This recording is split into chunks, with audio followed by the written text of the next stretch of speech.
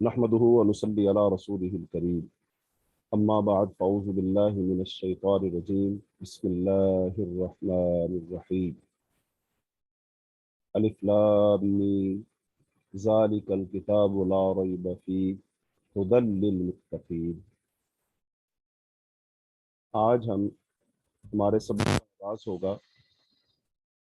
سورہ البقرہ، لیکن اس سے پہلے سورہ فاتحہ کی فضیلت اور سورہ فاتحہ کے انسان پر روحانی اور جسمانی اثرات، اور اسی طرح فاتحہ میں خاص طور پر دو قوموں کا ذکر ہے، یہودی اور نصارہ۔ تو ان دونوں کی گمراہی کے جو اسباب ہیں وہ بیان کریں گے،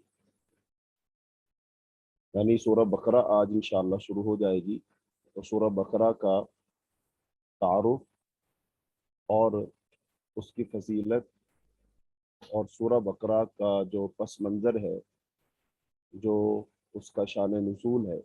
اس کو انشاءاللہ ہم بیان کریں گے۔ تو سورہ فاتحہ کے جسمانی اور روحانی اثرات اور اس کے فوائد۔ تو انسان دو چیزوں سے مرکب ہے، ایک انسان کا جسم ہے اور دوسری انسان کی روح ہے۔ دونوں صحت مند ہوں تو انسان صحت مند و توانا ہوتا ہے، اور اگر ایک دونوں میں سے صحت مند و توانا ہو اور ایک نہ ہو تو انسان بیمار اور کمزور ہوتا ہے۔ تو سورہ فاتحہ کی فضیلت، اس کے جسمانی اور روحانی اثرات، سورہ فاتحہ اور نماز، اور ایسے ہی سورہ فاتحہ میں یہود و نصارہ کا تذکرہ اور ان کی گمراہی کے اسباب، اور سورہ فاتحہ میں سارے بنیادی مضامین وہ بیان ہوئے ہیں، وہ کیسے ہیں، تو اس کو انشاءاللہ پہلے بیان کریں گے، اور پھر اس کے بعد سورہ بقرہ، اس کا تعارف اور اس کا پس منظر وہ ہم بیان کریں گے۔ تو سورہ فاتحہ، اس کی فضیلت کے بارے میں چند ایک احادیث۔ حضرت عبداللہ ابن عباس رضی اللہ تعالیٰ عنہ نے فرمایا کہ ایک دفعہ حضرت جبریل علیہ السلام نبی صلی اللہ علیہ وسلم کے پاس تشریف فرما تھے، بیٹھے ہوئے تھے، کہ انہوں نے اپنے اوپر زور سے دروازہ کھلنے کی آواز سنی تو سر اٹھایا اور فرمایا۔ حضرت جبریل علیہ السلام نے اپنے اوپر ایک دروازہ کھلنے کی آواز سنی تو انہوں نے اپنا سر اٹھایا اور پھر فرمایا، یہ آسمان کا ایک دروازہ ہے جو آج کھولا گیا ہے،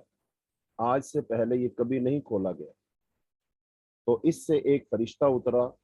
پھر فرمایا یہ فرشتہ زمین پر اترا ہے جو آج سے پہلے کبھی نہیں اترا۔ اس فرشتے نے سلام کہا اور کہا کہ آپ کو دو نوروں کی خوشخبری ہو، یعنی اس فرشتے نے رسول اللہ صلی اللہ علیہ وسلم سے کہا کہ آپ کو دو نوروں کی خوشخبری ہو جو آپ کو دیے گئے، آپ سے پہلے وہ کسی نبی کو نہیں دیے گئے۔ وہ دو نور کون کون سے ہیں؟ نمبر ایک سورہ فاتحہ، اور نمبر دو سورہ بقرہ کی آخری آیات۔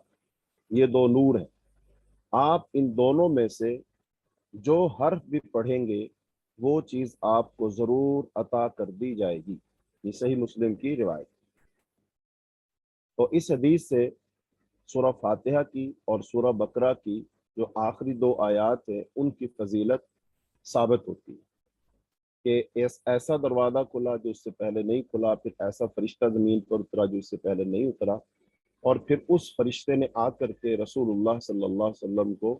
یہ خوشخبری دی، آ کر کے سورہ فاتحہ اور سورہ بقرہ کی آخری دو آیات کے بارے میں کہا کہ یہ آپ کو اللہ تعالیٰ نے وہ خصوصی چیز عطا فرمائی ہے، یہ خاص چیز عطا فرمائی ہے جو آپ سے پہلے کسی نبی کو عطا نہیں کی گئی۔ تو اس میں آپ صلی اللہ علیہ وسلم کی فضیلت بھی ہے، اور اس میں سورہ فاتحہ اور سورہ بقرہ کی آخری دو آیات کی فضیلت بھی اس کے اندر ہے۔ ایسے ہی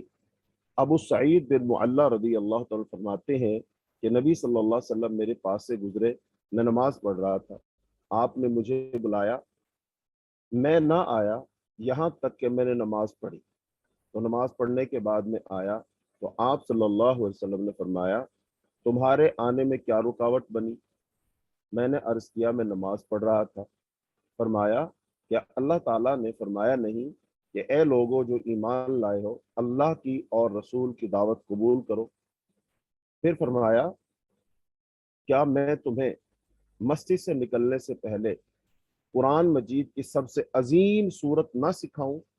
قرآن پاک کی سب سے عظیم صورت نہ سکھاؤں؟ پھر نبی صلی اللہ علیہ وسلم مسجد سے نکلنے لگے تو صحابی فرماتے میں نے آپ کو یاد دلایا تو آپ صلی اللہ علیہ وسلم نے فرمایا وہ عظیم صورت ہے الحمدللہ رب العالمین، الحمدللہ رب العالمین ہی سبع مثانی ہے، یعنی وہ 7 آیتیں جو بار بار پڑھی جاتی ہیں، اور یہی القرآن العظیم ہے جو مجھے دیا گیا ہے۔ تو یہ سورہ فاتحہ کی فضیلت ہے۔ سورہ فاتحہ کی فضیلت کے یہ کیا ہے؟ القرآن العظیم، یعنی سورہ فاتحہ کو ہی قرآن عظیم کہا گیا، سورہ فاتحہ کو ہی سب مثانی کہا گیا۔ اور جیسے ہم نے احادیث میں سورہ فاتحہ کے جو مختلف نام ہیں جو صحیح احادیث کے اندر آئے ہیں، ان میں فاتحۃ الکتاب،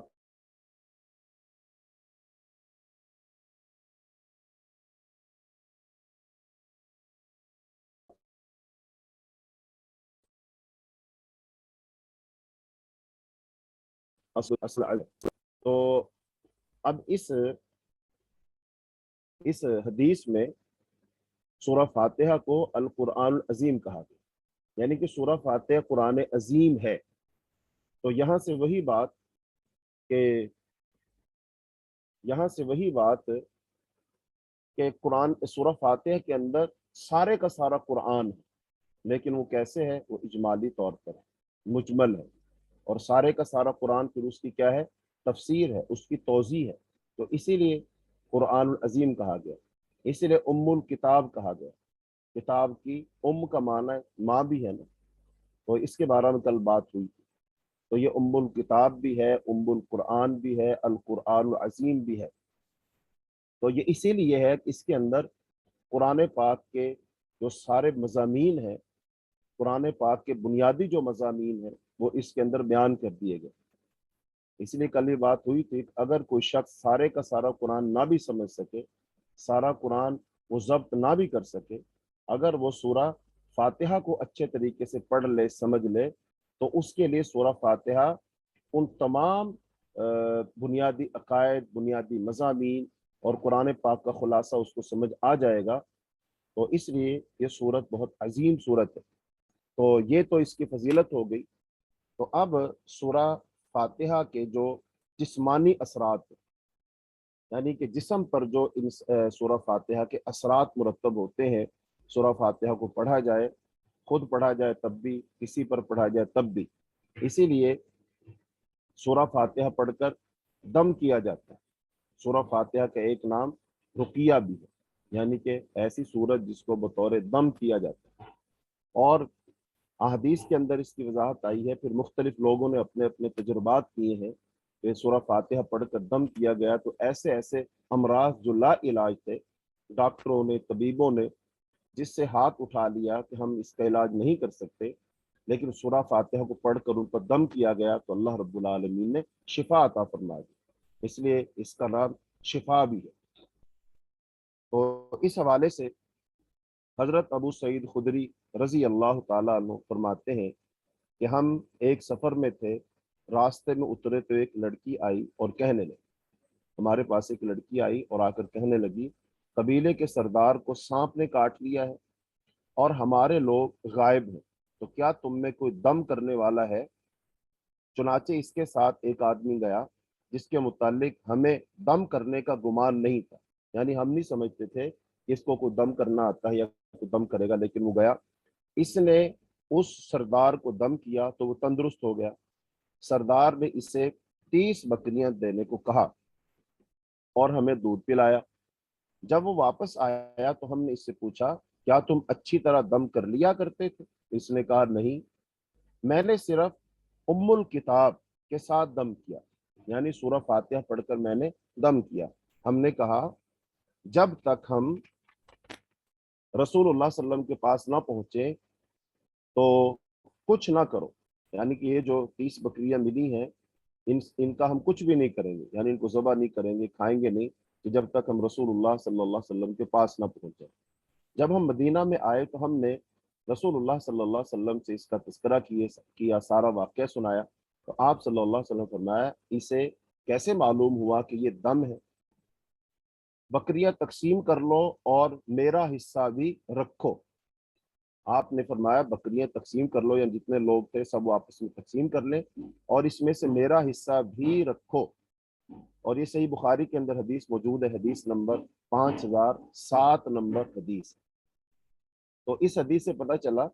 کہ سورہ فاتحہ کا پڑھ کر دم کیا جائے تو اس انسان جسمانی طور پر صحت مند ہو جاتا ہے، سانپ کے کاٹے کا علاج ہو جاتا ہے۔ سانپ کاٹتا ہے تو جسم میں زہر داخل ہوتا ہے نا، تو جسم میں زہر داخل ہو جائے اور سورہ فاتحہ کا دم کیا جائے تو اللہ تعالیٰ سورہ فاتحہ کے دم سے اس زہر کے اثر کو زائل کر دیتا ہے۔ گویا کہ سورہ فاتحہ زہر کا تریاک ہے، زہر کا توڑ ہے، زہر کو ختم کر دینے والی ہے۔ تو اس صورت کے یہ جسمانی اثرات ہیں، سورہ فاتحہ کو پڑھا جائے تو اس کے انسان کے بدن پر، انسان کے جسم پر جو اثرات مرتب ہوتے ہیں وہ یہ ہے۔ اور ایسے ہی ایک اور حدیث بھی آتی ہے، صحیح بخاری کی ہی ایک روایت ہے، اس میں ہے کہ ان لوگوں نے ابو سعید رضی اللہ تعالیٰ عنہ اور ان کے ساتھیوں کے مہمان نوازی کرنے سے انکار کیا تھا۔ جب انہوں نے دم کی درخواست کی تو صحابہ نے یہ کہہ کر کہ تم نے ہماری ضیافت نہیں کی، 30 بکریوں کی شرط طے کی۔ تو اور یہ دم کرنے والے وہ کون سے صحابی تھے؟ وہ خود حضرت ابو سعید خدری رضی اللہ تعالی عنہ ہی تھے، انہوں نے ہی یہ دم کیا۔ اچھا، ایک حدیث میں یہ آتا ہے کہ اس میں تو سانپ کے کاٹنے کا ذکر ہے، اس میں بچھو کے کاٹنے کا ذکر ہے، یعنی کہ موذی چیز، وہ سانپ ہو بچھو ہو، بہرحال دونوں سے انسان کے جسم میں زہر داخل ہوتا ہے اور زہر کا اثر انسان کے جسم قبول کرتا ہے اور اس سے انسان کی موت بھی واقع ہو جاتی ہے۔ بہرحال اس صورت کو پڑھ کر دم کیا گیا تو اللہ تعالیٰ نے اس کو شفا عطا فرما دی۔ ایسی اور سنن ابی داؤد کے اندر حدیث موجود ہے، خارجہ بن سلم کے چچا علاقہ بن سہار تمیمی بیان کرتے ہیں کہ وہ رسول اللہ صلی اللہ علیہ وسلم کے پاس حاضر ہو کر اسلام لے آئے، پھر واپس گئے تو ان کا گزر کچھ لوگوں کے پاس سے ہوا جن کے پاس ایک پاگل آدمی لوہے کی زنجیروں میں بندھا ہوا۔ ایک آدمی پاگل ہو چکا ہے، اس کا دماغی توازن خراب ہو چکا ہے اور لوگوں نے اس کو لوہے کی زنجیروں سے باندھا ہوا ہے۔ تو اس کے گھر والے کہنے لگے تمہارا یہ ساتھی یعنی رسول اللہ صلی اللہ علیہ وسلم خیر لے کر آیا ہے، تو تمہارے پاس کوئی چیز ہے جس سے تم اس کا علاج کرو؟ تو صحابی کہتے ہیں تو میں نے اسے فاتحۃ الکتاب یعنی سورہ فاتحہ کے ساتھ دم کیا تو وہ تندرست ہو گیا۔ انہوں نے مجھے 100 بکریاں دی، وہ پاگل آدمی تندرست ہو گیا تو انہوں نے خوش ہو کر مجھے 100 بکریاں دی۔ میں رسول اللہ صلی اللہ علیہ وسلم کے پاس آیا اور آپ کو سارا واقعہ بتایا تو آپ صلی اللہ علیہ وسلم نے فرمایا تم نے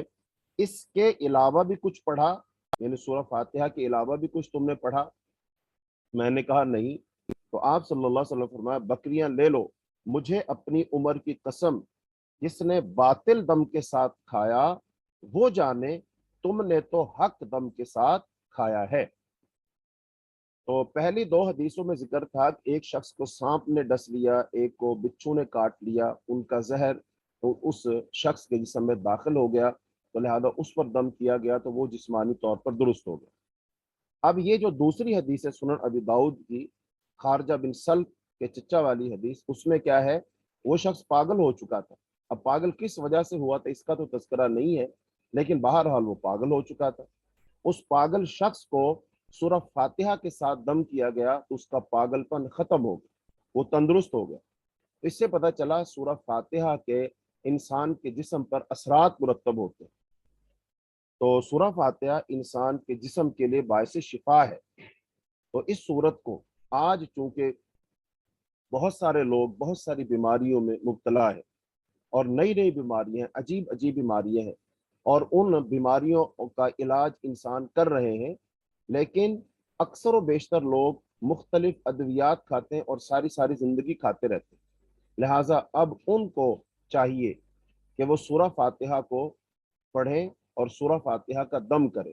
جب اللہ تعالیٰ سانپ کے اور بچھو کے ڈسے ہوئے لوگوں کو، سانپ اور بچھو کے زہر کو زائل کر سکتا ہے، اور پھر اس پاگل آدمی کے پاگل پن کو اللہ دور کر دیتا ہے، تو آج بھی انشاءاللہ سورہ فاتحہ کے دم سے اللہ بیماروں کو شفا عطا فرما دے گا۔ تو لہذا سورہ فاتحہ یہ شفا ہے۔ اب اس کے اندر روحانی اثرات کیا ہیں؟ روحانی اثرات یہی ہیں کہ سورہ فاتحہ کو اگر کوئی شخص سمجھ لے تو اس کی روح، اس پر جو شیطان کا غلبہ ہوتا ہے، شیطان جو اس کو گمراہ کرتا ہے اور گمراہ کر کے انسان سے جو شرک کرواتا ہے، اس کے نظریات اور عقائد کو خراب کرتا ہے، جس میں روحانی طور پر انسان بیمار ہوتا ہے، اس کے دل میں مختلف روگ لگ جاتے ہیں، اس کے دل میں حرص و حبس اور لالچ پیدا ہو جاتا ہے، خواہشات اور تمنائیں اور آرزو پیدا ہوتی ہیں، اور ان تمناؤں، آرزو اور خواہشات کے ذریعے سے شیطان انسان کو بہکاتا اور گمراہ کرتا ہے، جیسا کہ اس نے اللہ کے سامنے کہا تھا، فَبِعِزَّتِكَ لَأُغْوِيَنَّهُمْ أَجْمَعِينَ، اللہ مجھے تیری عزت کی قسم ہے کہ میں ان کو گمراہ کروں گا۔ اور پھر گمراہ کرنے کا طریقہ اس کا کیا ہے کہ میں ان کو خواہشات دلاؤں گا۔ تو خواہشات شیطان کے لشکر ہیں، ان خواہشات کے ذریعے سے شیطان انسان کو بہکاتا ہے، اور اللہ تعالیٰ نے خاص طور پر اولاد آدم کو نصیحت کرتے ہوئے فرمایا، یا بنی آدم لا یفتننکم الشیطان کما اخرج ابویکم من الجنہ، اے اولاد آدم ایسا نہ ہو کہ شیطان تمہیں اس طرح فتنے میں مبتلا کر دے جیسے اس نے تمہارے ماں باپ کو جنت سے نکلوایا تھا۔ اب شیطان نے ہمارے ماں باپ کو جنت سے کیسے نکلوایا تھا؟ قسمیں اٹھا اٹھا کر ان کو یقین دلایا تھا کہ میں تمہارا خیر خواہ ہوں اور میں تمہارا بھلا چاہتا ہوں، اور تم اس درخت کا پھل کھا لو، اس درخت کا پھل کھانے سے تم فرشتے بن جاؤ گے اور جنت میں ہمیشہ ہمیشہ رہو گے۔ تو ہمارے ماں باپ نے شیطان کے بہکاوے میں آ کر اس درخت کا پھل کھا لیا کہ جس درخت کے پاس جانے سے اللہ نے منع کیا، اور اس کے بعد ان کو جنت سے نکال کر کے دنیا میں بھیج دیا۔ تو اب یہ شیطان نے بہکایا نا، تو اللہ رب العالمین یہی نصیحت فرما رہے ہم کو بھی کہ اے اولاد آدم، تمہیں شیطان اس طرح کہیں گمراہ نہ کر دے۔ تو شیطان آج بھی ہمارے پیچھے ہے، اور اس کا مشن یہ ہے، اس نے قسمیں اٹھا اٹھا کر اللہ کے سامنے دعویٰ کیا ہوا ہے کہ وہ ہمیں گمراہ کرے گا۔ تو روحانی طور پر شیطان نے، جیسا کہ کل پرسوں ہم نے تجزیہ کیا تھا کہ 7 ارب انسانوں میں سے 5.5 ارب تو شیطان کے چنگل میں ہے، شیطان نے ان کو بہکایا ہوا ہے، گمراہ کیا ہوا ہے، وہ کسی بھی نظریے اور عقیدے پر ہے وہ گمراہ ہے، چونکہ انہوں نے رسول اللہ صلی اللہ علیہ وسلم کی رسالت کو، قرآن کو، دین اسلام کو نہیں مانا، تو وہ گمراہ ہیں۔ اور پھر جو 1.5 ارب مسلمان ہیں، ان میں سے بھی بیشتر لوگ توہمات کا شکار ہے، شرک کا شکار ہے، بدعات اور خرافات کا شکار ہے، غلط کاریوں کا شکار ہے، مال و دولت کے حرص و حوث میں وہ لگے ہوئے، اللہ کو بھولے ہوئے ہیں، تو لہٰذا وہ بھی شیطان کا شکار ہوئے پڑے۔ بہت کم لوگ ہیں، قلیل لوگ ہیں جو شیطان کے بہکاوے سے بچے ہوئے۔ تو لہذا سورہ فاتحہ کو اگر پڑھا جائے، سمجھا جائے، اس کے معانی کو، مفاہیم کو، توضیح اور تشریح کو، تو یہ انسان کے دل سے شیطانی وسواس کو کھرچ کر نکال لیتی ہے۔ انسان کے دل پر جو کالک چڑھ گئی ہے، سیاہی چڑھ گئی ہے، اس کے دل کا شیشہ جو میلا ہو چکا ہے، تو قرآن پاک کی یہ صورت اس کے دل کو مصفا اور مجلہ کر دیتی ہے، اس کے دل کے آئینے کو صاف کر دیتی ہے، دنیا کی حقیقت کو واضح کر دیتی ہے، انسان کو حق حق اور باطل باطل نظر آتا ہے، کیونکہ انسان شرک سے پاک ہو جاتا ہے نا۔ تو جب شرک سے پاک ہو جائے گا تو وہ ہدایت پر آ جائے گا، جو ہدایت پر آ جائے گا وہ قرآن پاک اور رسول اللہ صلی اللہ علیہ وسلم کی احادیث اور سیرت کو پڑھے گا۔ تو جو آپ کی سیرت اور سنت اور قرآن کو پڑھے گا، سمجھے گا، تو وہ دنیا کا بندہ نہیں، وہ آخرت کا بندہ بن جائے گا۔ اس کا مطلوب اور مقصود دنیا اور دنیا کی یہ آسائشیں، نعمتیں اور مال و دولت اور یہ عہدے اور منصب نہیں ہوں گے، بلکہ وہ تو آخرت چاہے گا، اور جو آخرت کے چاہنے والے لوگ ہیں وہی کامیاب ہیں۔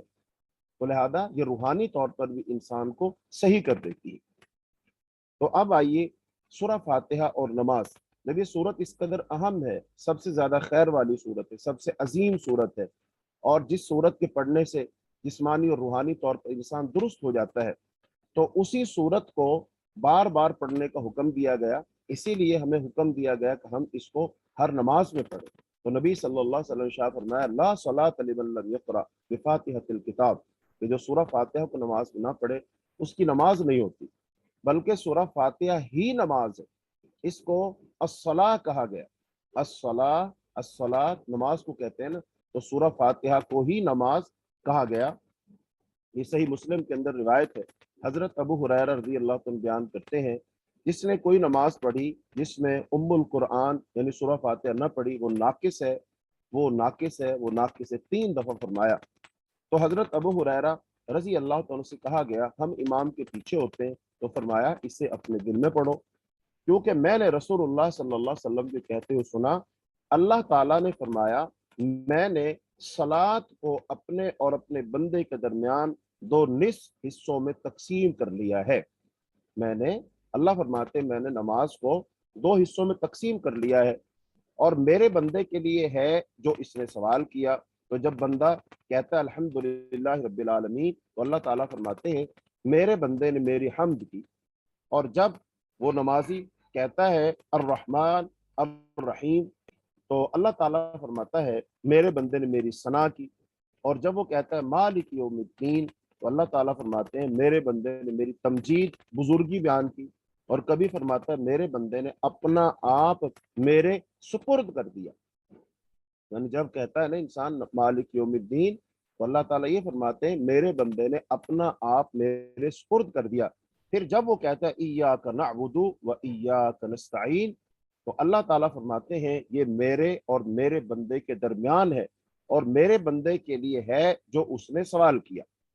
پھر جب وہ کہتا ہے اہدنا الصراط المستقیم صراط الذین انعمت علیہم غیر المغضوب علیہم ولا الضالین،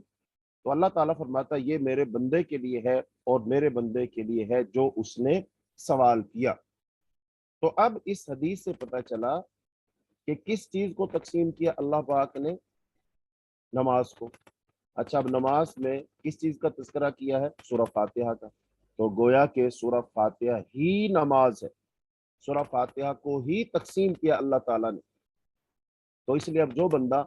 نماز میں کھڑا ہو اور وہ سورہ فاتحہ نہ پڑھے، تو بتائیے اللہ، اب مثال کے طور پر 2 بندے نماز پڑھ رہے ہیں، ایک بندہ کہہ رہا ہے الحمدللہ رب العالمین، تو اللہ پاک فرماتے ہیں میرے بندے میری تعریف کی، اور ایک بندہ چپ کر کے کھڑا امام کے پیچھے، تو کیا اللہ پاک اس کا کہیں گے کس نے میری تعریف کی؟ تو اس نے تو تعریف کی ہی نہیں، اس نے تو کچھ پڑھا ہی نہیں،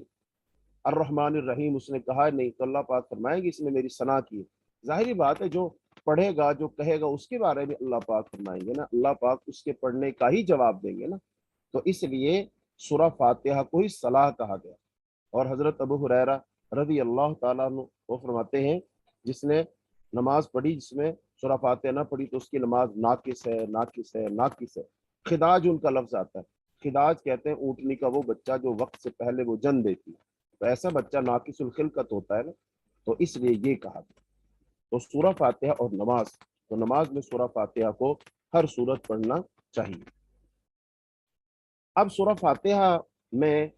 جو آخر میں ہے نا غیر المغضوب علیہم ولا الضالین، تو اب یہ غیر المغضوب کون ہے؟ تو یہ غیر مغضوب جو ان پر غضب کیا گیا، تو جن پر غضب کیا گیا وہ ہے یہودی، اور جو گمراہ ہوئے وہ ہے نصارہ، یعنی یہودیوں کا اور نصارہ کا اس میں تذکرہ ہے۔ تو اب یہ جو یہودی ہیں وہ ان پر غضب کیوں کیا گیا؟ چونکہ ہمیں یہ بات بتائی اور سمجھائی جائے گی کہ جیسے پہلی قوموں نے غلط کام کیے، نافرمانی کی، تو اللہ کا غضب ہوا، ایسا نہ ہو تم بھی انہی کے راستے پر چل پڑو، جیسا کہ ایک حدیث میں آتا ہے لَتَتَّبِعُنَّ سُنَنَ مَنْ كَانَ قَبْلَكُمْ، کہ تم ضرور بھی ضرور اپنے سے پہلے لوگوں کی پیروی کرو گے، ان کے قدموں کے ان کی پیروی کرو گے، ان کے قدم پر قدم رکھتے ہوئے چلو گے، جیسے حذو النعل بالنعل، جیسے ایک جوتا دوسرے جوتے کے مشابہ ہوتا ہے، لہذا تم ان کے مشابہ ہو جاؤ گے۔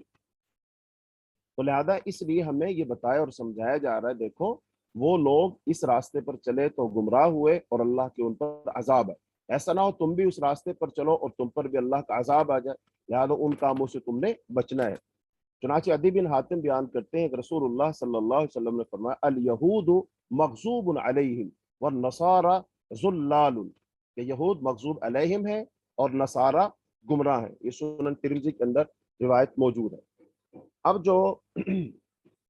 یہودی تھے ان پر غضب کیا گیا تو اس کے اسباب کیا تھے، تو ان کو مختصراً آپ کے سامنے بیان کیا جاتا ہے، اور یہ اس لیے بیان کیا جاتا ہے کہ آج کل یہود و نصارہ کی بہت زیادہ مشابہت کی جا رہی ہے۔ مسلمان ان کے طریقے پر چلتے ہیں، ان کی نقل اتارتے ہیں، اور جو جتنا ان کے طریقے اور پر چلتا ہے، نقل اتارتا، لوگ اتنا ہی اس کو ماڈرن کہتے ہیں، اتنا ہی اس کو پڑھا لکھا کہتے ہیں، اتنا ہی اس کو کامیاب کہتے ہیں۔ تو لہذا ہم ان کی پیروی کر رہے ہیں، تو گویا کہ ہم گمراہ لوگوں کی پیروی کر رہے ہیں، ہم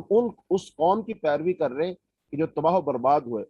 ہمیں ان کی دنیاوی ترقی تو نظر آ رہی ہے، لیکن ان پر جو اللہ کا غضب ہوا ان کی گمراہی نظر نہیں آ رہی، تو لہذا ان کے اسباب بیان کی جاتے ہیں کہ یہودیوں پر کیوں غضب کیا گیا۔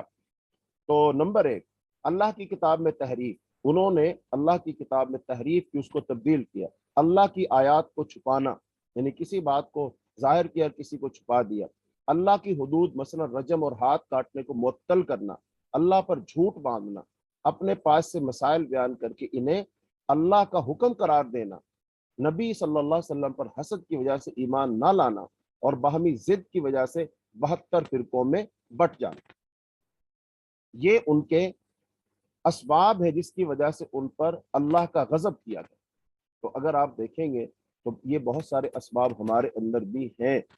مثلا قرآن پاک کی ہم میں سے بھی بہت سارے لوگوں نے مانوی تحریف کی ہے۔ ہندوستان میں ایک شخص تھا مرزا غلام احمد قادیانی، اس نے قرآن پاک میں تحریف کر کے اپنے آپ کو نبی ثابت کر دیا،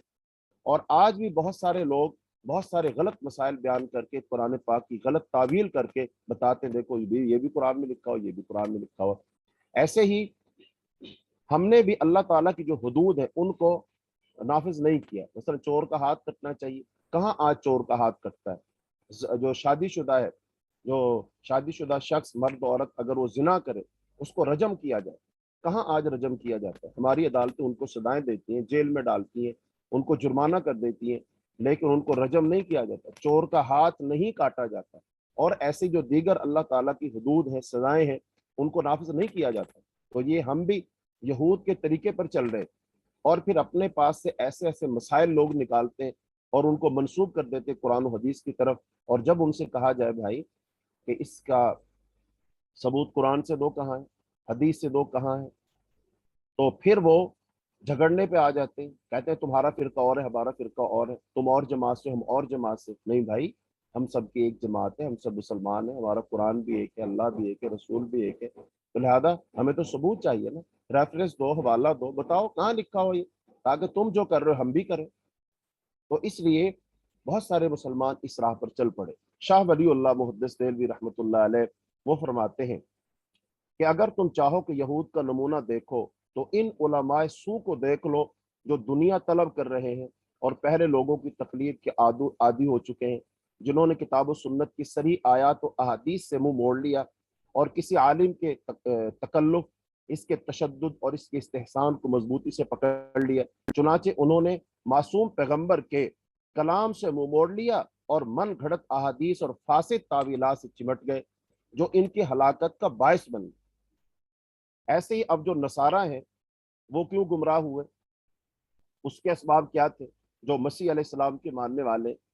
تو ان کو وہ مسیح علیہ السلام کو، عیسیٰ ابن مریم کو عین خدا یا تین میں سے ایک خدا کہنا،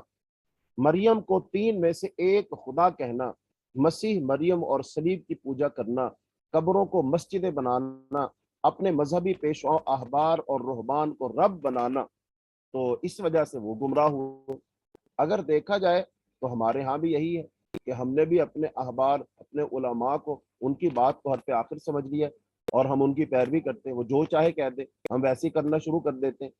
اب تو ہم بہت ساری چیزوں کو سمجھ سکتے ہیں۔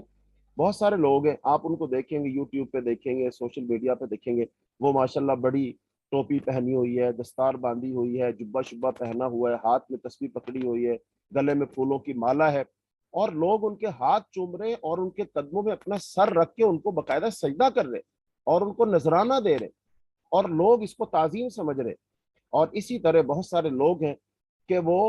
خواتین کے ساتھ ناچ رہے، رقص کر رہے، خواتین سے گلے مل رہے، اور وہ خواتین ان کے ساتھ مل کر بڑی خوش ہو رہی کہ کیوں، کہ یہ ہمارے پیر صاحب ہیں، یہ ہمارے بزرگ ہیں۔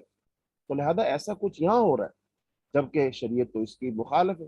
رسول اللہ صلی اللہ علیہ وسلم نے کسی عورت کا ہاتھ نہیں چھوا تھا، کسی کے بدن کو نہیں چھوا تھا، آپ تو کسی عورت سے بیعت بھی نہیں لیتے تھے، ہاتھ نہیں لیتے اس کا، اپنے ہاتھ سے چھوتے تھے۔ تو پھر آج یہ مسلمان کس وجہ سے اور کیوں اور کیسے ہاتھ لگا رہے ہیں، کیسے ان کو چھو رہے ہیں، کیسے ان سے معانقہ کر رہے ہیں، کیسے ان کے ساتھ ناچ گا رہے ہیں؟ کہ آپ صلی اللہ علیہ وسلم نے ایسا کیا نہیں۔ تو شاہ ولی اللہ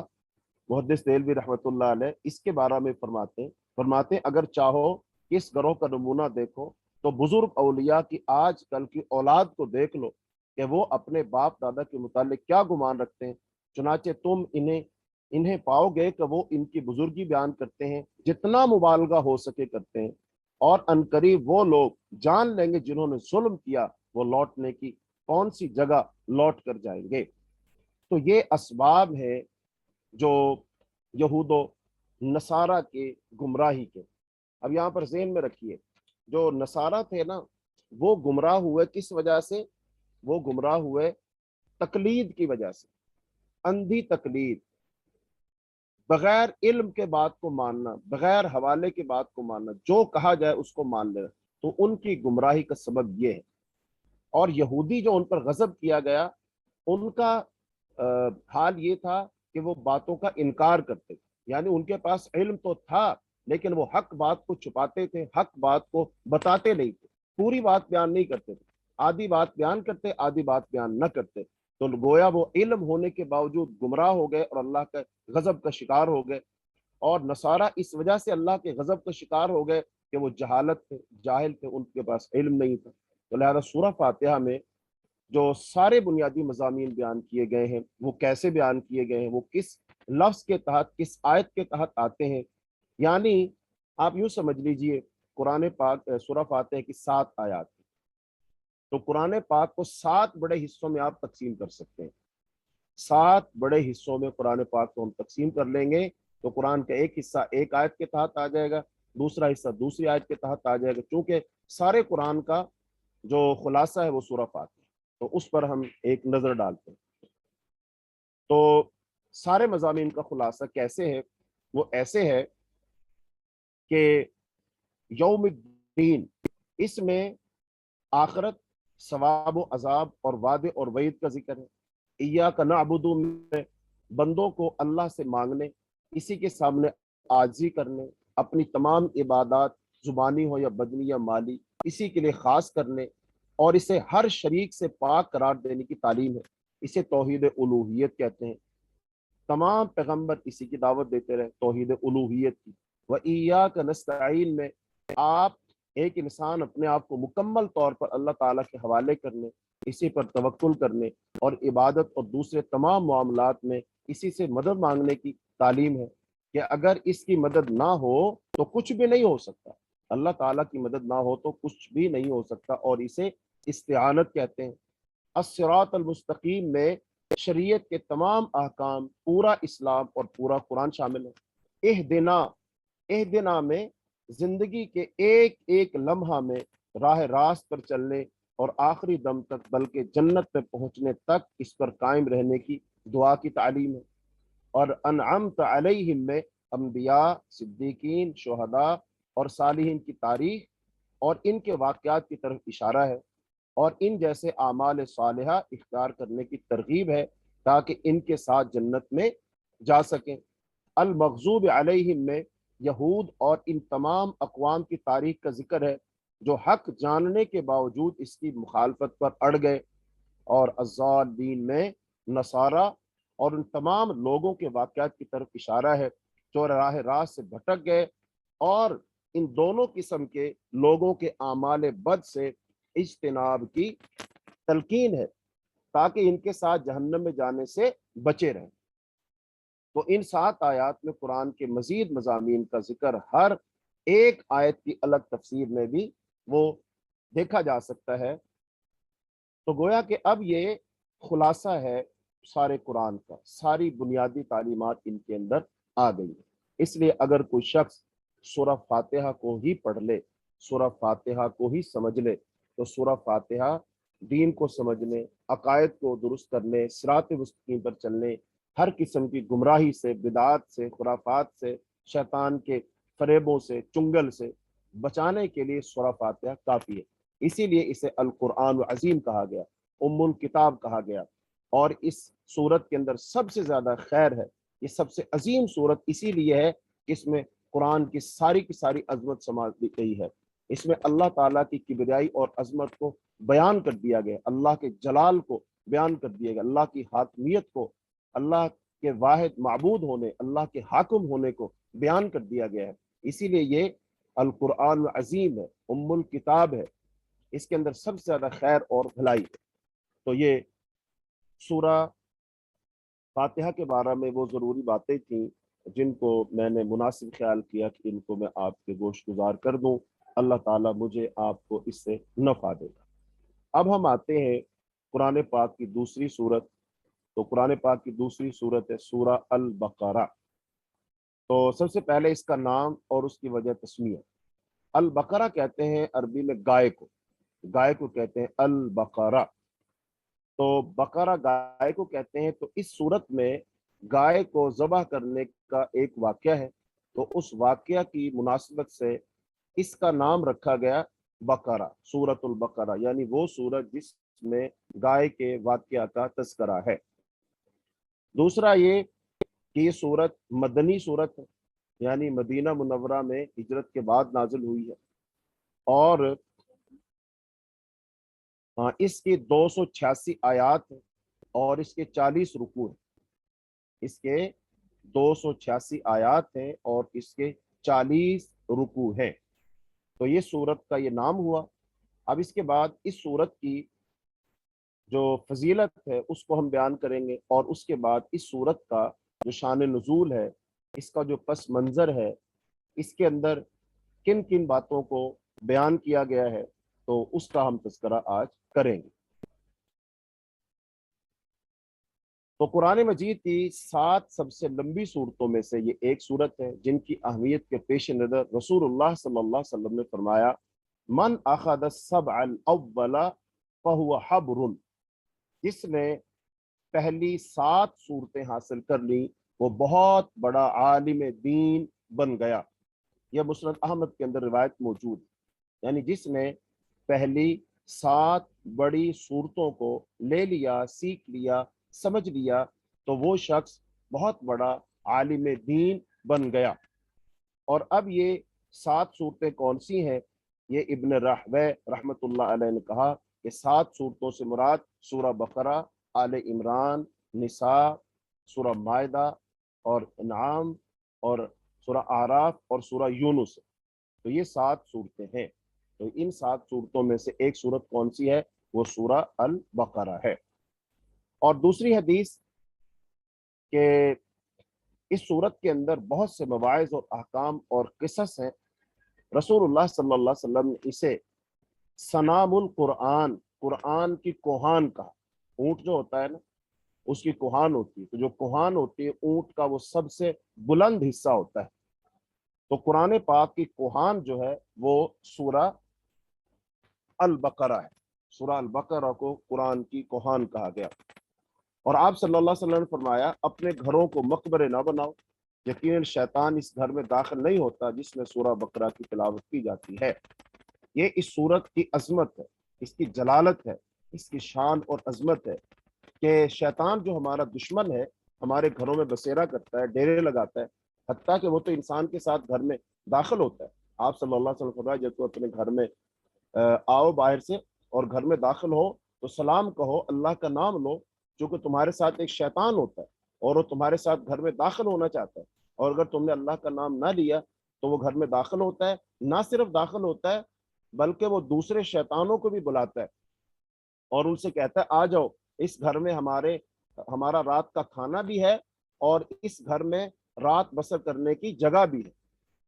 یعنی کہ رات بھی بسر اس نے یہاں کرنا ہے، کھانا بھی کھانا ہے۔ اس کا مطلب وہ کھانا کہاں سے کھائے گا؟ ہمارے کھانے میں سے کھانا کھائے گا، یعنی کہ گھر میں بے برکتی ہو جائے گی۔ ہم کہیں گے میں نے اتنا سارا کھانا کھا لیا اور جناب میری تو بھوک ہی ختم نہیں ہو رہی، ہمارا آٹا تو اتنے دنوں کے لیے ہونا چاہیے تھا، اتنی جلدی راشن ختم ہو گیا ہے، تو لہٰذا بے برکتی ہوگی۔ تو شیطان ہمارے گھروں میں آتا ہے، اور نبی صلی اللہ علیہ وسلم ارشاد فرمائے حدیث میں کہ جب کوئی تم میں سے رات کو سوتا ہے اور صبح بیدار ہو،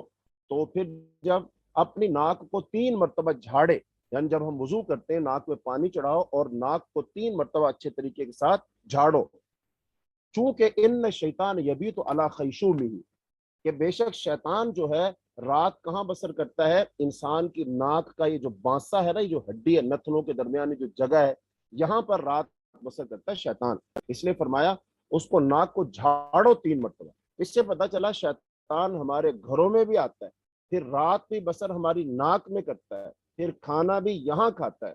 تو اس کا مطلب ہے جس گھر میں شیطان آئے گا، کھائے گا، رہے گا، تو وہ گھر تو شیطان کی آماج کا بن گیا نا، پھر اس میں اور شیاطین بھی آئیں گے۔ تو وہ شیطان جب گھروں میں آ کر بسیرا کر لے گا تو اس گھر میں تو نحوست چھائے گی نا، اس گھر والے تو پھر شیطان کی بات مانیں گے، شیطانی تو ان کے اندر آئے گی، شیطانی چیزوں کو وہ تو دیکھیں گے، شیطان ان کے دلوں میں وسوسے ڈالے گا، تو اس گھر کے لوگ نہ نماز پڑھیں گے، نہ اللہ کی بات مانیں گے، نہ رسول کی بات مانیں گے، نہ دین پر چلیں گے، وہ تو بس شیطانی وسوسوں کا ہی شکار ہو جائیں گے نا۔ تو لہذا اس لیے آپ نے فرمایا جو لوگ یہ چاہتے ہیں کہ ان کے گھر شیطان کی آماجگاہ نہ بنے، شیطان کے عمل دخل سے پاک ہو جائیں، تو پھر ان کو چاہیے کہ وہ اپنے گھروں میں سورہ بقرہ پڑھیں۔ تو جس گھر میں سورہ بقرہ پڑھی جاتی ہے اس گھر میں شیطان داخل نہیں ہوتا۔ اور حدیث میں تو یہاں تک بھی آتا ہے کہ جب ہم گھروں میں، اب تو واش روم بنے ہوئے، پہلے تو باہر تھے تو گھروں میں واش روم، تو واش روم جب جاتے ہیں آپ نے کیا دعا سکھلائی؟ فرمایا اللہم انی اعوذ بک من الخبث والخبائث، کہ اللہ میں تیری پناہ میں آتا ہوں خبیث جنوں اور خبیث جننیوں سے، یعنی مذکر مؤنث، ان سے میں تیری پناہ میں آتا ہوں۔ تو شیاطین پھر اس کا مطلب گھروں میں، اور جب میاں بیوی جو ہے ہم بستری کرتے ہیں تو شیطان تو اس وقت بھی اس میں دخیل ہوتا ہے۔ تو لہذا آپ صلی اللہ علیہ وسلم فرمایا جو میاں بیوی وہ دعا پڑھیں گے، صحبت کی ہم بستری کی جو دعا ہے وہ پڑھ لیں گے، تو اگر اللہ پاک نے ان کو اولاد دی تو پھر وہ شیطان سے محفوظ رہیں گے۔ تو اس کا مطلب شیطان یہاں تک عمل دخل کرتا ہے۔ تو لہذا گھروں میں جب سورہ فاتحہ پڑھی جائے گی تو سورہ بقرہ اتنی طاقتور ہے، اس کے اندر اتنی طاقت ہے کہ شیطان گھروں میں جہاں کہیں گھسا ہوگا، کونوں میں، کھدروں میں گھسا ہوگا نا، اس شیطان کو وہاں سے نکال بھگائے گی، تو اس گھر میں شیطان نہیں ٹھہر سکے گا۔ اس کا مطلب اس گھر میں اللہ کی رحمت کا نزول ہو جائے گا، برکت آ جائے گی، رحمت آ جائے گی، اللہ پاک اس گھر کی حفاظت فرمائیں گے۔ تو اس گھر کو اللہ پاک شیطان کی غلاظت سے، شیطانیت سے پاک اور صاف کر دیں گے۔ آج بے شمار مسلمان ہیں جو شیطانیت کے شکار میں ہے، کہیں جادو ہے، کہیں ٹونا ہے، کہیں کچھ ہے، کہیں کچھ ہے۔ تو آؤ اپنے گھروں کو سورہ بقرہ کی تلاوت سے منور کرو، اس سے جگمگاؤ، شیطان کی شیطانیت سے ان کو پاک اور صاف کرو، تاکہ ہمارے گھر اللہ کی رحمت اور فرشتوں کی آماجگاہ بن جائیں، ہمارے گھروں میں فرشتوں کا نزول ہو نہ کہ شیاطین کا۔ تو یہ سورہ بقرہ کی فضیلت ہے کہ جس گھر میں سورہ بقرہ پڑھی جاتی ہے وہاں سے شیطان بھاگ جاتا ہے۔ تو ایک روایت میں آتا ہے شیطان اس گھر میں داخل نہیں ہوتا، اور ایک روایت میں آتا ہے صحیح مسلم کی کہ شیطان اس گھر سے بھاگ جاتا ہے۔ ایسے ہی ایک اور حدیث میں حضرت ابو امامہ باہلی بیان کرتے ہیں کہ رسول اللہ صلی اللہ علیہ وسلم نے فرمایا دو نہایت روشن صورتیں سورہ بقرہ اور آل عمران پڑھا کرو، کیونکہ قیامت کے دن یہ اس طرح آئیں گی جیسے دو بادل یا دو سائبان یا پرندوں کے دو جھنڈ ہوں، اور یہ اپنے ساتھیوں کی طرف سے جھگڑیں گی۔ سورہ بقرہ پڑھا کرو کیونکہ اس کا حاصل کرنا باعث برکت ہے، اور اسے چھوڑ دینا موجب حسرت ہے، اور اہل باطل اس کی طاقت نہیں رکھتے۔ کتنی باتیں اس کے اندر آ گئی ان دو صورتوں کے بارے میں۔ نمبر ایک، قیامت کا دن ہو، اور قیامت کے دن ہمیں سفارش بھی چاہیے، سایہ بھی چاہیے، تو پھر جو بندہ چاہتا، اور روشنی بھی چاہیے، چونکہ قیامت کے دن جو پلسرات ہے نا اس پر بڑے اندھیرے ہوں گے، بہت اندھیرے ہوں گے، لیکن جو بندہ دنیا سے اپنے لیے روشنی لے کر جائے گا تو اس کے لیے تو روشنی ہوگی نا۔ تو فرمایا یہ دو نہایت روشن صورتیں ہیں، یعنی کہ جو بندہ ان کو پڑھے گا یہ دو روشن صورتیں انشاءاللہ تو یہ روشنی اس کے اندر داخل ہو جائے گی، یہ روشنی اس کے باطن کو منور کر دے گی، اس کے دل کے اندھیروں کو ختم کر دے گی، اس کا دل جگمگا اٹھے گا، اس کے اندر ایک نور اور بصیرت پیدا ہو جائے گی۔ اس روشنی کے اندر وہ دنیا میں بھی چلے گا، آخرت میں بھی چلے گا، پل صراط پر بھی چلے گا، اور یہی روشنی انشاءاللہ اس کے قبر کے اندھیروں کو منور کر دے گی، اس کے فکری اندھیروں کو منور کر دے گی، اس کی عقل کو جلا ہو جائے گی، اس کا دل روشن ہو جائے گا۔ تو یہ عظیم صورتیں ہیں دو، سورہ بقرہ اور سورہ آل عمران۔ اور پھر قیامت کے دن اس طرح آئیں گے جیسے دو بادل یا دو سائبان یا پرندوں کے دو جھنڈ، یعنی کہ جب کڑکتی دھوپ ہو، جون جولائی کا مہینہ ہو، آدمی سفر کر رہا ہو، تو پھر آسمان پر بادل آ جائیں تو کیسے سایہ ہو جاتا ہے، ٹھنڈی ہوا چل پڑتی ہے۔ تو قیامت کے دن سورج سوا میل کی مسافت پر ہوگا اور یہ زمین تپ رہی ہوگی، اور قیامت کے دن رسول اللہ صلی اللہ علیہ وسلم فرمایا لوگ اپنے اعمال کے بقدر اپنے پسینے میں ڈوبے ہوں گے، کوئی ٹخنے تک، کوئی گھٹنے تک، کوئی ناف تک، کوئی ہسلی تک، کوئی منہ تک اور کوئی سر تک اپنے پسینے میں ڈبکیاں لگا رہے ہوں گے۔ اور ایک حدیث میں تو آتا ہے کہ لوگوں کا پسینہ اتنا بہے گا کہ اگر اس میں کشتیاں چلانا چاہے نا اس میں کشتیاں چل جائیں گی، اتنا پسینہ انسان کے بدن سے نکلے گا۔ اور حدیث میں یہ بھی آتا ہے لوگ کہیں گے کہ یا اللہ اس پسینے کے عذاب سے نجات دے دے، بھلے ہمیں جہنم میں ہی پھینک دے، آگ میں پھینک دے ہمیں۔ تو یہ اتنا سخت عذاب ہوگا، لیکن سب کے لیے ایک جیسا نہیں ہوگا قیامت کا دن۔ نبی صلی اللہ علیہ وسلم فرمایا بعض لوگ تو اپنی قبروں سے نکلیں گا نا تو اللہ پاک ان کو سواریاں دے دے گا، اس سواریوں پر بیٹھ کر میدان معاشر میں جائیں گے۔ پھر قیامت کے دن اللہ تعالیٰ ان کو اپنا سایہ عطا فرما دے گا، حوض کوثر سے نبی صلی اللہ علیہ وسلم کے ہاتھ سے جام عطا فرما دے گا۔ اللہ تعالیٰ قیامت کے دن اس زمین کو روٹی بنا دے گا اور وہ اہل ایمان اس روٹی کو کھا رہے ہوں گے، اور ان کے بیٹھنے کے لیے اللہ تعالیٰ وہاں پر کرسیاں اور ممبر لگا دے گا۔ اس کا مطلب جو لوگ دنیا میں اس دن کا فکر کریں گے اللہ تعالیٰ ان کو قیامت کے دن وہ عزت عطا فرمائے گا۔ تو بہرحال یہ دو صورتیں اس کے لیے سائبان بن جائیں گی، اور یہ اپنے ساتھیوں کی طرف سے جھگڑیں گی۔ یعنی قیامت کے دن اگر خدا نہ خواستہ کسی آدمی کے نیک اعمال کم ہو گئے اور اس کے گناہ بڑھ گئے تو ظاہری بات ہے اصولی طور پر وہ کہاں جائے گا؟ جہنم میں جائے گا۔ اللہ تعالیٰ نے فرمایا نا وَأَمَّا مَنْ خَفَّتْ مَوَازِينُهُ، کہ جس کے آدمی کے وہ نیک اعمال کا پلڑا بھاری ہو گیا تو وہ اپنی من پسند زندگی میں ہوگا، اور جس آدمی کے گناہوں کا پلڑا وزنی بھاری ہو گیا تو وہ جہنم میں جائے گا۔ تو اب اس جب جہنم میں جائے گا تو اس کے جہنم میں جانے کا فیصلہ تو ہو چکا، لیکن اس وقت سورہ بقرہ آئے گی، آل عمران آئے گی، اور اللہ تعالیٰ سے عرض کرے گی، جیسا کہ ایک حدیث میں اور آتا ہے الصیام والقرآن یشفعان للعبد یوم القیامہ یقول الصیام اے رب منعته الطعام والشہوات۔ روزہ آئے گا قیامت کے دن اور آرا کر کہے گا کہ اللہ میں نے اس بندے کو کھانے پینے اور نفسانی خواہشات سے روکا تھا، فشفعنی فیہ، اللہ اس کے حق میں میری سفارش قبول فرما۔ روزہ آ کر اللہ سے گفتگو کرے گا، کلام کرے گا، روزہ وکیل بن جائے گا اور اللہ سے گزارش کرے گا کہ اللہ میری سفارش قبول فرما، میں گواہی دیتا ہوں کہ میں نے اس کو کھانے سے روکا، یہ رک گیا تھا، میں نے اس کو نفسانی خواہشات سے روکا، یہ رک گیا تھا، تو یا اللہ اس نے میری عزت کی، میری قدر کی، اللہ تو بھی اس کی عزت کر، اس کی قدر کر۔ اللہ پاک اس کی سفارش قبول فرمائیں گے۔ ایسے قرآن آئے گا، قرآن آ کر کہے گا اے رب منعته النوم، اے اللہ میں نے اس کو سونے سے روکا تھا، یہاں تھکا آتا تھا، لیکن اس کو نیند بھی آتی، لیکن میں نے کہا نہیں بھائی سونا نہیں ہے، کھڑے ہو کر مجھ کو پڑھو، اللہ یہ پھر مجھے پڑھتا تھا، کھڑا رہتا تھا، تو اے اللہ اس کے بارے میری سفارش قبول فرما۔ اللہ پاک اپنے کلام کی، قرآن پاک کی سفارش قبول فرمائیں گے۔ فشفعنی یشفعان، روزے کی اور قرآن کی سفارش قبول کر لی جائے گی۔ تو گویا کہ قرآن سفارش کرے گا نا، تو سورہ بقرہ سفارش کرے گی، جھگڑا کرے گی اللہ سے کہ اللہ نہیں میں نہیں، اللہ اس کو جنت میں بھیج، اللہ اس کو جہنم میں نہ بھیج۔ تو یہ اللہ کا کلام ہے نا، یہ صورتیں اللہ کا کلام ہے، اللہ کا کلام اللہ سے جھگڑا کرے گا، اللہ کو منائے گا،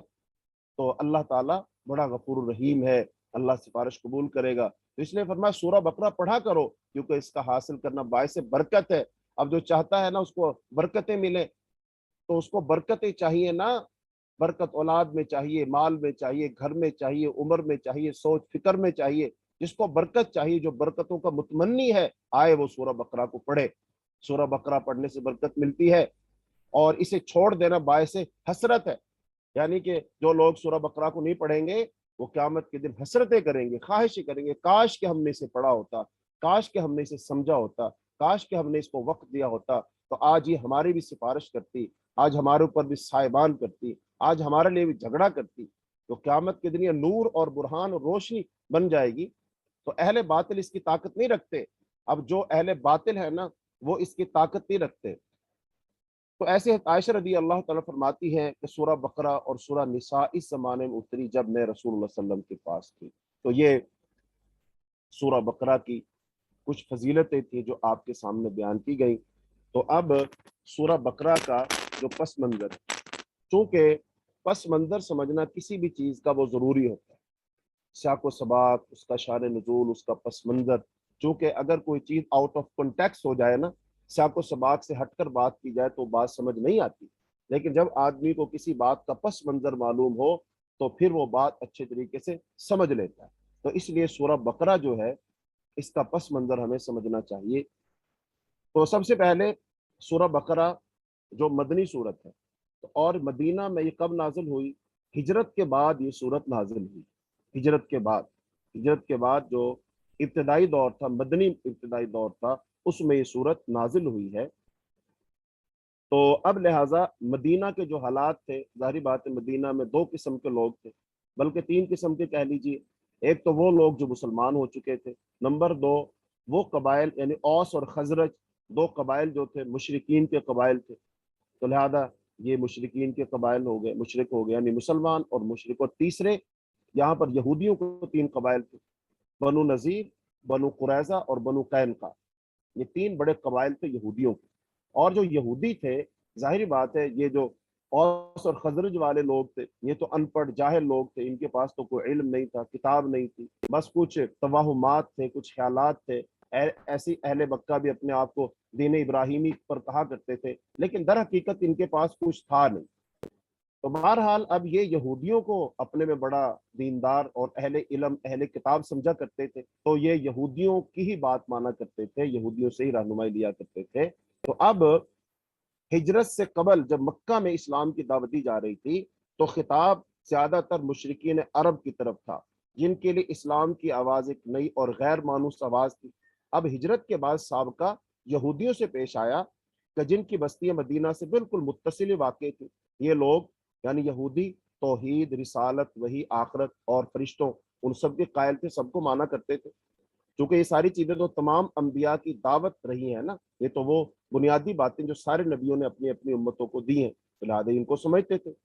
تو اس ضابطہ شرعی کو تسلیم کرتے تھے جو خدا کی طرف سے ان کے نبی موسیٰ علیہ السلام پر نازل ہوا تھا، اور اصولاً ان کا دین وہی اسلام تھا جس کی تعلیم حضرت محمد صلی اللہ علیہ وسلم دے رہے تھے۔ لیکن صدیوں کی مسلسل انحطاط نے ان کو اصل دین سے بہت دور ہٹا دیا تھا۔ ان کے عقائد میں بہت سی جو غیر اسلامی عناصر تھے وہ شامل ہو گئے تھے،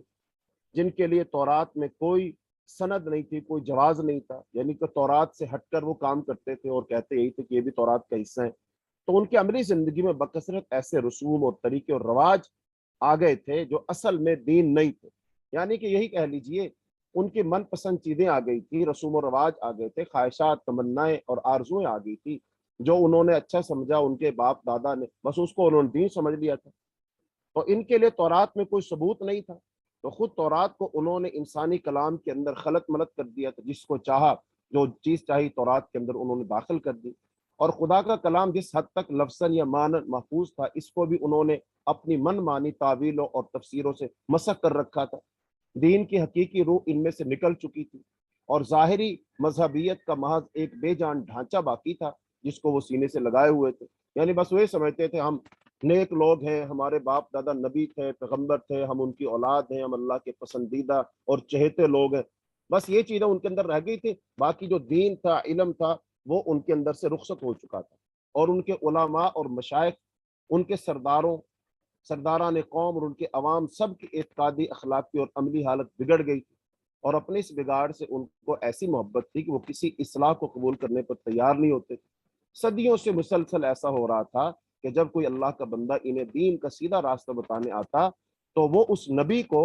اپنا سب سے بڑا دشمن سمجھتے اور ہر ممکن طریقے سے کوشش کرتے تھے کہ وہ کسی طرح اصلاح میں کامیاب نہ ہو سکے۔ یہ لوگ حقیقت میں بگڑے ہوئے مسلمان تھے، جن کے ہاں بدعتوں اور تحریفوں اور فرقہ بندیوں اور دنیا پرستی کی بدولت انحطاط اس حد تک پہنچ چکا تھا کہ وہ اپنے اصل نام مسلم تک کو بھول گئے تھے اور محض یہودی بن کر رہ گئے۔ جیسے آج بہت سارے لوگ مسلمانوں میں سے ان سے کہا جائے نا ہم مسلمان ہیں، وہ کہتے ہیں نہیں نہیں میں تو فلاں ہوں، میں تو فلاں ہوں، میں تو فلاں ہوں، یعنی وہ ان ناموں کو سمجھتے ہیں اور قرآن حدیث کا نام وہ چھوڑ دیتے ہیں۔ وہ کہتے ہیں میں تو فلاں فقہ کا ماننے والا ہوں، میں تو فلاں کا ماننے والا ہوں، ہماری تو وہ ارے بھائی خدا کے لیے ہم سب کی کتاب تو قرآن ہے نا، ہمارے نمونہ کون ہے؟ رسول اللہ صلی اللہ علیہ وسلم ہے، اور تو کوئی ہمارے لیے نمونہ ہے ہی نہیں۔ اللہ نے قرآن میں فرمایا لقد کان لکم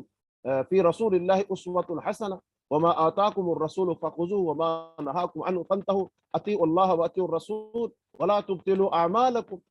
لیکن آج بہت سارے مسلمان بھی یہی کہہ رہے ہیں کہ نہیں نہیں ہم تو اپنے بڑے کو مانیں گے، ہم تو اس کے پیروکار ہیں، اس نے جو کہا وہ صحیح ہے۔ تو بہرحال یہ یہودی بن کر رہ گئے تھے اور اللہ کے دین کو انہوں نے محض نسل اسرائیل کی آبائی وراثت بنا رکھا تھا۔ جب نبی صلی اللہ علیہ وسلم مدینہ پہنچے تو اللہ تعالیٰ نے آپ کو ہدایت فرمائی کہ ان کو اصل دین کی طرف دعوت دیں۔ چنانچہ سورہ بقرہ کے ابتدائی 15-16 رکوع اسی دعوت پر مشتمل ہے۔ یعنی سورہ بقرہ میں پہلے شروع میں متقین کی صفات یعنی قرآن کی بات ہے، پھر متقین کی صفات ہے، پھر تھوڑا اہل ایمان کا تذکرہ ہے، پھر اس میں منافقوں کا تذکرہ ہے، اور پھر اس کے بعد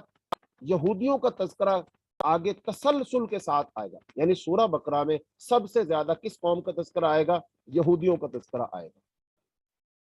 تو ان میں یہودیوں کی تاریخ اور ان کی اخلاقی اور مذہبی حالت پر جس طرح تنقید کی گئی ہے اور جس طرح ان کے بگڑے ہوئے مذہب و اخلاق کی نمایاں خصوصیات کے مقابلہ میں حقیقی دین کے اصول پہلو بہ پہلو پیش کیے گئے ہیں، اس سے یہ بات بالکل واضح ہو جاتی ہے شیشے کی طرح کہ ایک پیغمبر کی امت کے بگاڑ کی نوعیت کیا ہوتی ہے۔ رسمی دینداری کے مقابلہ میں حقیقی دینداری کس چیز کا نام ہے، دین حق کے بنیادی اصول کیا ہے، اور خدا کی نگاہ میں اصل اہمیت کن چیزوں کی ہے، یہ بات سمجھائی جائے گی۔ اور دوسری بات سورہ بقرہ میں کیا کہ مدینہ پہنچ کر اسلامی دعوت ایک نئے مرحلے میں داخل ہو چکی تھی۔ مکہ میں تو معاملہ صرف اصول دین کی تبلیغ اور دین قبول کرنے والوں کی اخلاقی تربیت تک محدود تھا، مگر جب ہجرت کے بعد عرب کے مختلف قبائل کے وہ سب لوگ جو اسلام قبول کر چکے تھے وہ ہر طرف سے سمٹ کر ایک جگہ جمع ہونے لگے اور انصار کی مدد سے ایک چھوٹی سی اسلامی ریاست کی بنیاد پڑ گئی، تو اللہ تعالیٰ نے تمدن، معاشرت، معیشت، قانون اور سیاست کے متعلق بھی اصولی ہدایات دینی شروع کی، اور یہ بتایا کہ اسلام کی اساس پر یہ نیا نظام زندگی کس طرح تعمیر کیا جائے۔ اس صورت کے آخری جو 23 رکوع ہیں زیادہ تر انہی ہدایات پر مشتمل ہیں، جن میں سے اکثر ابتدائی میں بھیج دی گئی تھی اور بعض متفرق طور پر حسب ضرورت بعد میں آہستہ آہستہ بھیجی جاتی رہی۔ تیسری بات یہ کہ ہجرت کے بعد اسلام اور کفر کی کشمکش بھی ایک نئے مرحلے میں داخل ہو چکی تھی۔ ہجرت سے پہلے اسلام کی دعوت خود کفر کے گھر میں دی جا رہی تھی، یعنی مکہ میں دی جا رہی تھی، وہاں تو کافر ہی کافر تھے، اور متفرق قبائل میں سے جو لوگ اسلام قبول کرتے تھے وہ اپنی اپنی جگہ رہ کر ہی دین کی تبلیغ کرتے اور جواب میں مصائب اور مظالم کے تختہ مشق بنتے تھے۔ مگر ہجرت کے بعد جب یہ منتشر مسلمان مدینہ میں جمع ہو کر ایک لشکر بن گئے، ایک جماعت بن گئے، انہوں نے ایک چھوٹی سی آزاد ریاست قائم کر لی، تو صورتحال یہ ہو گئی کہ ایک طرف ایک چھوٹی سی بستی تھی اور دوسری طرف تمام عرب اس کا استحصال کرنے، اس کو مٹانے اور تباہ و برباد کرنے پر تلا ہوا۔ اب اس مٹھی بھر جماعت کی کامیابی کا ہی نہیں بلکہ اس کے وجود و بقا کا انحصار بھی اس بات پر تھا کہ اولاً وہ پورے جوش و خروش کے ساتھ اپنے مسلک کی تبلیغ کر کے زیادہ سے زیادہ لوگوں کو اپنا ہم عقیدہ بنانے کی کوشش کرے، اور دوسرا وہ مخالفین کا برسر باطل ہونا اس طرح ثابت کر کے واضح کر دے کسی ذی عقل انسان کو اس میں شبہ نہ رہے، اور تیسرا بے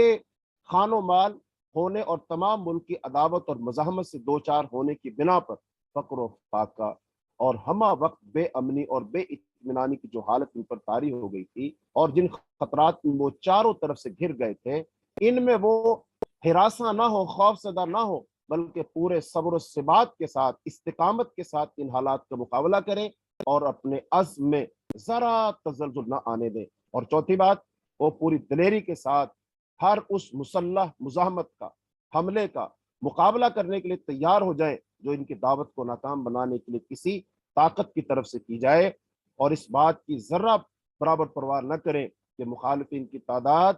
اور ان کی مادی طاقت کتنی زیادہ ہے۔ اور پانچویں بات، ان میں اتنی ہمت پیدا کی جائے کہ اگر عرب کے لوگ اس نئے نظام کو جو اسلام قائم کرنا چاہتا ہے اور وہ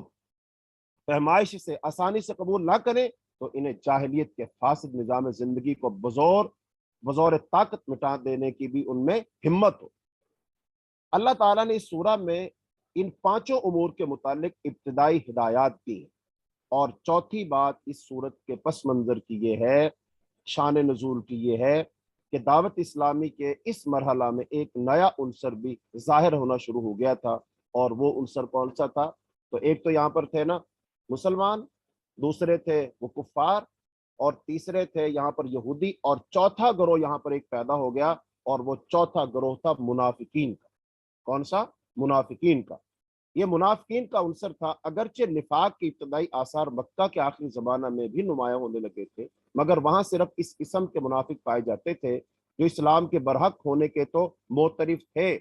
اور ایمان کا اقرار بھی کرتے تھے، لیکن اس کے لیے تیار نہ تھے کہ اس حق کی خاطر اپنے مفاد کی قربانی اور اپنے دنیاوی تعلقات کا انقطاع اور ان مصائب و شدائد کو بھی برداشت کر لیں جو اس مسلک حق کو قبول کرنے کے ساتھ ہی نازل ہونے شروع ہو جاتے تھے۔ مدینہ پہنچ کر اس قسم کے منافقین کے علاوہ چند اور قسموں کے منافق بھی اسلامی جماعت میں پائے جانے لگے۔ ایک قسم کے منافق وہ تھے جو قطعاً اسلام کے منکر تھے اور محض فتنہ برپا کرنے کے لیے مسلمانوں کی جماعت میں داخل ہو جاتے تھے، اور دوسری قسم کے منافق وہ تھے جو اسلامی جماعت کے دائرہ اقتدار میں گھر جانے کی وجہ سے، مجبور ہو جانے کی وجہ سے اپنا مفاد اسی میں دیکھتے تھے کہ ایک طرف مسلمانوں میں بھی اپنا شمار کرائیں اور دوسری طرف مخالفین اسلام کے ساتھ بھی رابطہ رکھیں، تاکہ دونوں طرف کے فوائد سے وہ متمتع ہوں، فائدہ اٹھائیں اور دونوں طرف کے خطرات سے محفوظ رہیں۔ اور تیسری قسم کے منافق، یہ ان لوگوں کی تیسری قسم ان لوگوں کی تھی جو اسلام اور جاہلیت کے درمیان وہ متردد تھے۔ انہیں اسلام کے برحق ہونے پر کامل اطمینان نہ تھا، مگر چونکہ ان کے قبیلے یا خاندان کے زیادہ لوگ، بیشتر لوگ مسلمان ہو چکے تھے، اس لیے یہ مسلمان ہو گئے تھے۔ چوتھی قسم میں وہ لوگ شامل تھے